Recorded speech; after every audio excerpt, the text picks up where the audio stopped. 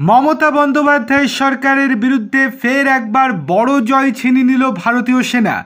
কি হয়েছে চলুন বিস্তারিত দেখে নেওয়া যাক। তার আগে আপনাদের কাছে বিনীত অনুরোধ, ভিডিওটি ভালো লেগে থাকলে লাইক, কমেন্ট, শেয়ার এবং সাবস্ক্রাইব করতে একদম ভুলবেন না। চলে আসি বিস্তারিত খবরে।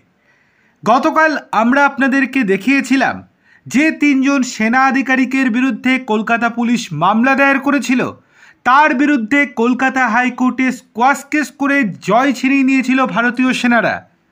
এবং তার পরিপ্রেক্ষিতে তাদের আইনজীবী ঠিক কী জানিয়েছিলেন সেটাও আমরা তুলে ধরেছিলাম আপনাদের সামনে। আজকে আরও একটি ঘটনায় বড় জয় ছিনিয়ে নিল ভারতীয় সেনারা। মুখ পুড়ল মমতা বন্দ্যোপাধ্যায় সরকারের। বিতর্কিত মন্তব্যের জেরে মুখ্যমন্ত্রী মমতা বন্দ্যোপাধ্যায়ের বিরুদ্ধে ধর্নায় বসতে চান সেনা আধিকারিকেরা। আগামী সোমবার মেয়ো রোডে তাদের ধর্নায় বসার অনুমতি দিয়ে দিল কলকাতা হাইকোর্ট। রাজ্যের আইনজীবী কল্যাণ বন্দ্যোপাধ্যায় সেই ধর্নায় বসার বিরোধিতা করলেও কোনো রকম কাজ হয়নি।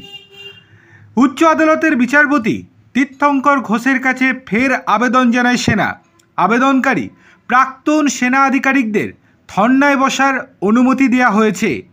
এতে করে চাপ বাড়ল মমতা বন্দ্যোপাধ্যায় সরকারের। কয়েকদিন আগে মঞ্চ খোলা নিয়ে বারংবার উত্তাল হয়ে ওঠে পরিস্থিতি। গোটা ঘটনা নিয়ে বেজায় ক্ষুব্ধ হয়েছেন প্রাক্তন সেনা আধিকারিকেরা। তাই মুখ্যমন্ত্রীর বিরুদ্ধে ধর্নায় বসার সিদ্ধান্ত নিয়েছেন তারা।